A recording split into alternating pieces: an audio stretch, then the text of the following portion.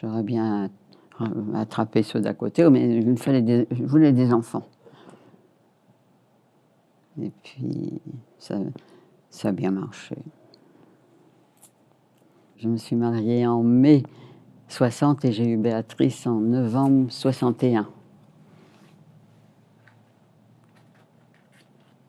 Voilà, puis François en 64. Mon fils, alors lui, il me couve. C'est une mère poule, lui. Oh, marche pas là, tu vas tomber, mais fais ci, fais ça. Il me fatigue. Hein. Mais c'est en lui, ça. C'est son père. Mon mari était très, très, très protecteur. Et François, c'est ça. Oh là là, bon, j'accepte. Par contre, c'est plus difficile quand même. Quand on a des enfants d'un premier mariage, c'est plus difficile. Parce qu'il faut que l'entente soit bonne avec les enfants et puis le mari, quoi. Ça, c'est pas toujours évident, hein. C'est pas évident. Faut y passer pour savoir ce que c'est.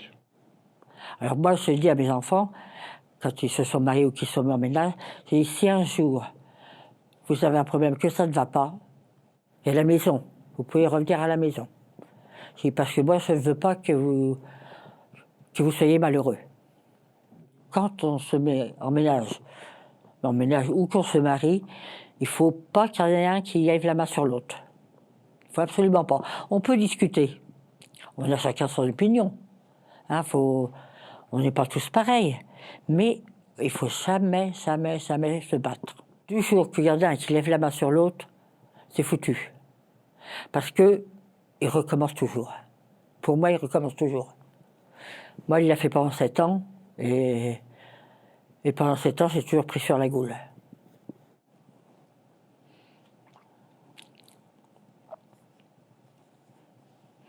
Je me reprends un petit peu.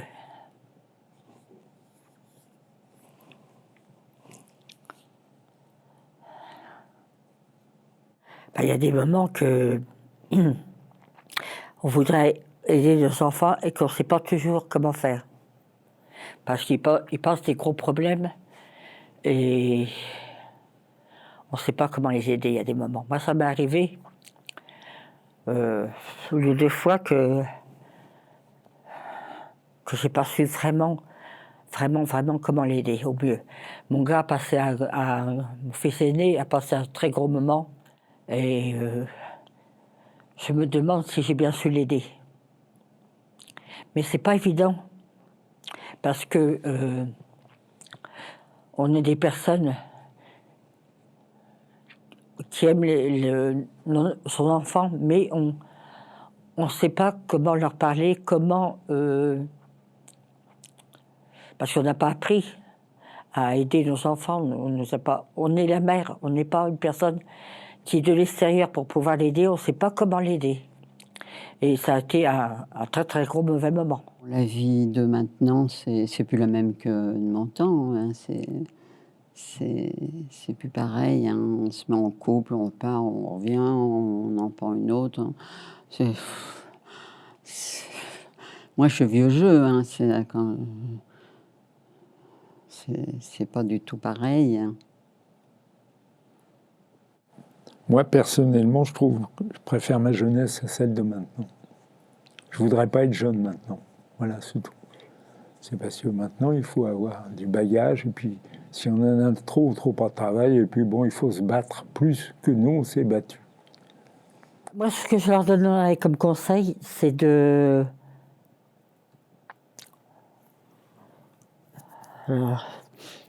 profiter de la vie, de ne pas se mettre trop de temps en ménage. Qu'ils profitent un peu, parce que du jour qu'ils sont avec quelqu'un, d'être fidèles. Et de ne pas se laisser battre. Surtout. La chouette qu'une chose, c'est que les jeunes de maintenant soient plus heureux que nous, on l'a été. Mais enfin, on n'était pas trop malheureux. Parce qu'il y avait un esprit de famille qui a peut-être moins maintenant. Mais c'est-à-dire que c'est une question d'indépendance de la jeunesse qui a pris un petit peu son indépendance au niveau des parents. Ils commencent à voler de leurs ailes de bonheur, tandis que nous, on était couvés pendant encore un petit bout de temps. On se contentait de moins de choses et on vivait heureux. On se contentait de moins de choses. Parce que à l'heure actuelle, c'est sûrement par la faute des jeunes, mais il y a une vie qui leur faut beaucoup plus de choses que nous, on a eu. Et c'est, je crois, parti trop en avant. Je pense qu'on n'aurait pas parti si vite dans le modernisme, les jeunes seraient encore heureux. Parce qu'on ne les voit pas tellement avec le sourire, certains jeunes. Je me demande comment va devenir l'avenir pour nos enfants et nos petits-enfants. Ça me préoccupe beaucoup. D'éviter de faire des guerres, surtout. Mais ça, par contre, ça ne marche pas parce que ça continue toujours. Ouais. En ce moment, ça ne s'arrête pas. C'est là-bas, en Orient, c'est les Russes, les machins, les trucs, qui continuent toujours à faire des guerres.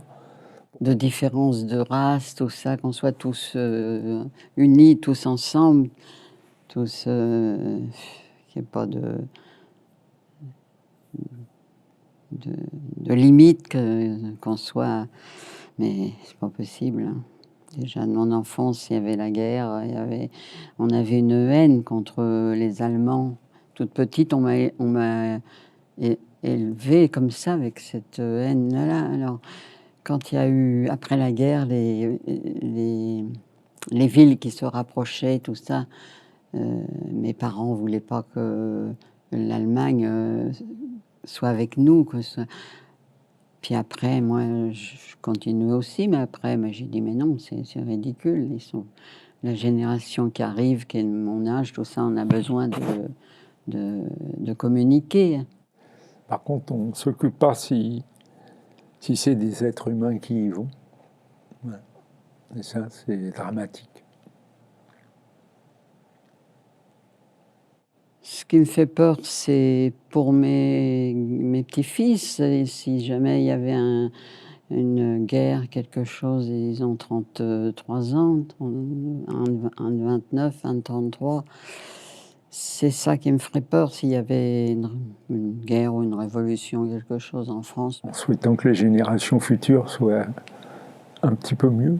Je suis contente de ma vie en général. Hein. Je suis contente d'avoir accompagné mes parents jusqu'au bout, contente d'avoir eu 2 enfants, contente d'avoir rencontré mon mari qui était exceptionnel, ma sœur, mes frères, enfin, comme la chanson. Non, je suis heureuse de tout ce qui m'est arrivé. Je me sens pas tellement de personnes âgées, moi. C'est drôle, hein? Oui, âgée, mais pas... comment dirais-je? Pas... il me semble que je comprends bien les jeunes, tout ça. Il me semble que je ne suis pas perdue avec des jeunes. On était bien soudés tous les deux, donc on se distrayait, on allait les voir tous les dimanches. On était tout le temps ensemble, tous les dimanches. On était avec mon beau-frère, hein, qui est tout seul maintenant. Mais on était ensemble tous les dimanches. Hein. Voilà, puis mon petit-fils, j'en ai un qui me téléphone toutes les semaines. Et puis ma petite fille de temps en temps. Et puis mes 2 autres petits-fils qui sont un sur Paris, puis un sur Tôte, ils me téléphonent aussi. Je ne suis pas abandonnée. Hein. Puis j'ai des petits-enfants qui sont sortis avec moi. J'ai dit, les petits cochons, ils sont des portables tous. Jamais me téléphone, les cochons. Mais là, je suis en sécurité. Là. C'est d'ailleurs pour ça que je suis rentré dans une maison comme maison de retraite, quoi, parce qu'on est en sécurité. Chez soi, on a fermé le gaz, est-ce qu'on n'a pas fermé, est-ce qu'on est-ce que ça, est-ce que... Non. Je ne pouvais plus rester seul. C'est-à-dire, c'est surtout pour la famille. En disant comme ça, ils savent que je suis en sécurité. S'ils ont envie de voir, ils viennent. S'ils n'ont pas envie, ils ne viennent pas. Puis voilà, quoi. Voilà, j'ai ma vie là au faïencier et je ne changerai pas.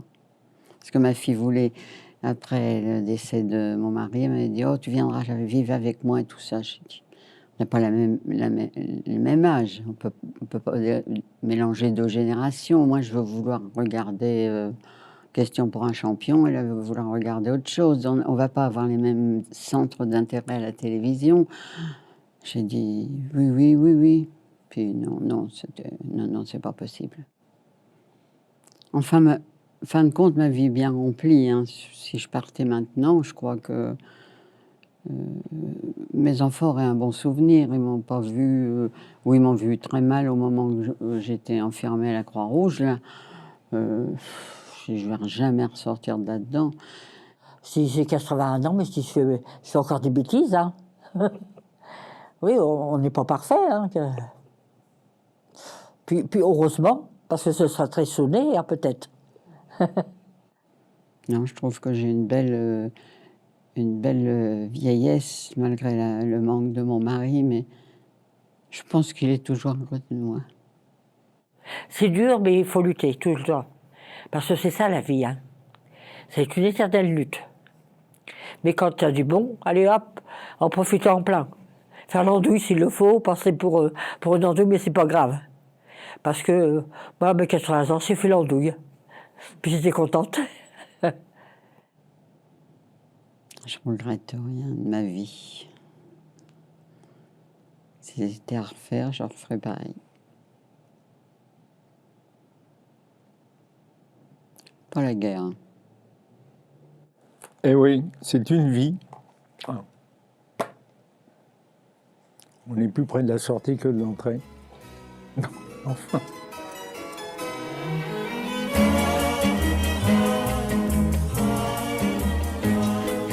On peut vivre sans richesse, presque sans le sou. Des seigneurs et des princesses, il y en a plus beaucoup. Mais vivre sans tendresse, on ne le pourrait pas. Non, non, non, non.